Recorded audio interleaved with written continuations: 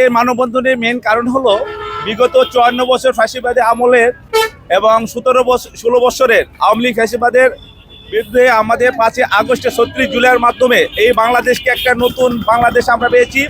এই নতুন বাংলাদেশ বিনির্মাণে আমাদের ঢাকা 19 আসনে যারা মাটি ও মানুষের পাশে থেকে বিগত 1.5 বছর 18 মাস যারা আমাদের সঙ্গে রাজনীতি করেছে, এই বৈষম্য মুক্ত একটা সমাজ গড়ার অঙ্গীকার নিয়ে রাজপথে সর্বাবস্থায় সক্রিয় সচেতন ভূমিকা পালন করেছে।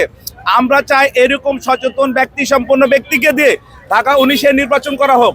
যে ব্যক্তিকে আজকে এনসিবির সেন্ট্রাল থেকে কোনো সিদ্ধান্ত, তাদের সিদ্ধান্তে আজকে ঢাকা 19-এর জুলাই যোদ্ধাদের যে ট্র্যাজেডি, আপনারা জানেন যে আশুলিয়া একটা বাংলাদেশের 36 জুলাই একটা একমাত্র ট্র্যাজেডি পয়েন্ট, যেখানে জুলাই যোদ্ধারা বুকে রক্ত দিয়ে 42 জন শহীদ এবং 554 জন আহতর বিনিময়ে এবং শত হাজার হাজার জনগণের রক্তের বিনিময়ে আজকে আমাদের সাভার আশুলিয়া ঢাকা 19-কেও অবমুক্ত করা হয়েছে, ফ্যাসিবাদ মুক্ত করা হয়েছে।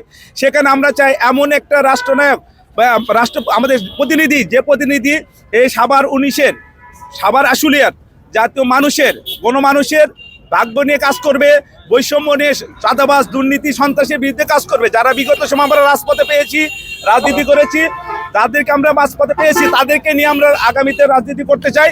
আমরা নতুন করে কোনো শাহবাগী, তাদেরকে বিগত বামপন্থী কাউকে নিয়ে আমরা এখানে রাজনীতি করতে চাই না।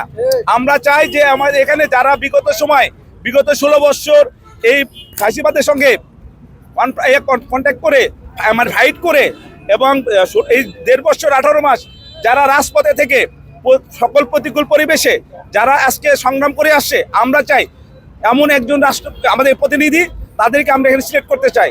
যারা বাইরে ছিল, অস্ট্রেলিয়া, আমি তাকে আমরা কাউকে চিনি না, কাউকে কোনোদিন পাই না। এই পর্যন্ত হাজারো প্রোগ্রাম হয়েছে, অনেক ফ্যাসিবাদী প্রোগ্রাম হয়েছে, এখানে চাঁদাবাজের বিরুদ্ধে প্রোগ্রাম হয়েছে, কাউকে কখনো আমরা রাজপথে দেখার পাই নাই। আমি সাভার আশুলিয়াতে বাংলাদেশের মধ্যে সবচেয়ে বড় কমিটি প্রদান করেছিলাম, বাংলাদেশ জাতীয় নাগরিক কমিটি, বাংলাদেশের মধ্যে সবচেয়ে বড় কমিটি 470 কমিটি প্রদান করেছি। তখন থেকে আজ অবধি পর্যন্ত যতগুলো প্রোগ্রাম হয়েছে, এতগুলো প্রোগ্রামে কোনো প্রোগ্রামে দিলশিরা পারুল্লাহকে আমরা কখনো দেখি নাই এবং রাজপথে কখনো তাকে আমরা দেখি নাই এবং তার এখন রাস্তা দেখি নাই, কখনো জুলাই যোদ্ধা দেখি নাই, কারোর মতো বিনিময়ও দেখি নাই, কোনো তার সভা সংগ্রামও দেখি নাই। এখানে অনেক এনসিবি থেকে অনেক দায়িত্বশীল আসছেন, তাদের সাথে আমার কথা হয়েছে, এনসিবি অফিসে আমাদের মিটিং হয়েছে, কিন্তু আমাদের অনেক প্রার্থীদের সঙ্গে কথা হয়েছে। সকল প্রার্থী থেকে মোটামুটি আমরা চিনি, কিন্তু এই যে দিলশিরা পারুল্লাহ তাকে আমরা 100 পথে আমি ফেসি চিনি নাই।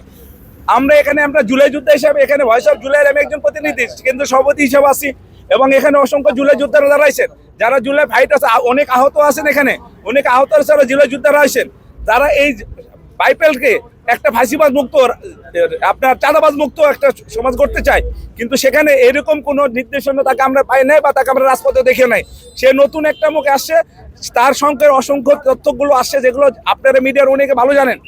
তো আমরা চাই যে এখানে এই সাভার আশুলিয়া এই ঢাকা 19 আসনে এমন একজন ব্যক্তিত্ব দেওয়া হোক, যার মাধ্যমে সাভার আশুলিয়া 19 আসনটাকে যেন সুন্দর, সাম্প্রত, চাঁদাবাজ মুক্ত, বৈষম্য মুক্ত একটা সমাজ তৈরি করতে পারি, এখানে একটা আসন যেন তৈরি হয়। এই জন্য